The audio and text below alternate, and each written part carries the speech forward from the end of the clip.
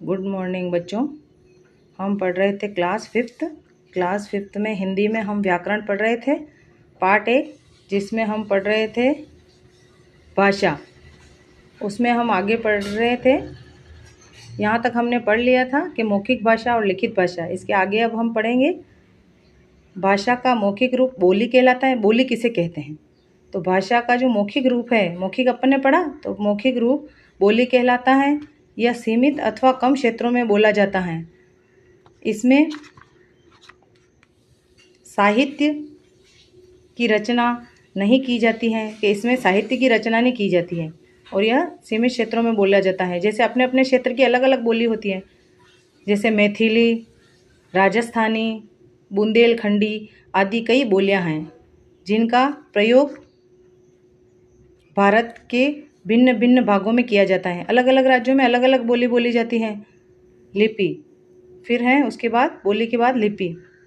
भाषा बोलते समय जो शब्द हमारे मुख से निकलते हैं उनकी ध्वनियों को लिखने के लिए कुछ चिन्ह निर्धारित होते हैं।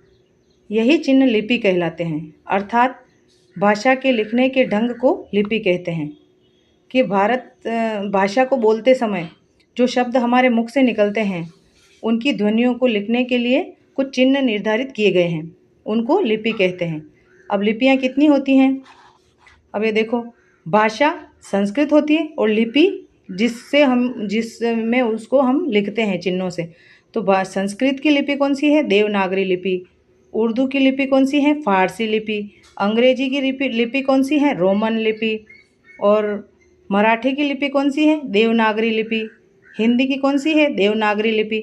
पंजाबी की कौन सी है? गुरुमुखी लिपि। तो बच्चों ये तो आपको याद हो गया होगा कि संस्कृत की देवनागरी लिपि है, मराठी की भी देवनागरी लिपि है और हिंदी की भी देवनागरी लिपि है।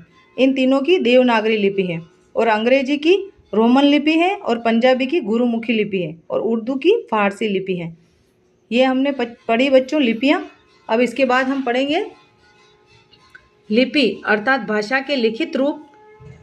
किसी भी भाषा के साहित्य के अमूल्य धरोहर के रूप में सुरक्षित रखा जा सकता है। कि जिसको अपन लिखते हैं भाषा को, उसको हम लिख के सुरक्षित रख लेते हैं धरोहर के रूप में, लिपि के रूप में लिख के।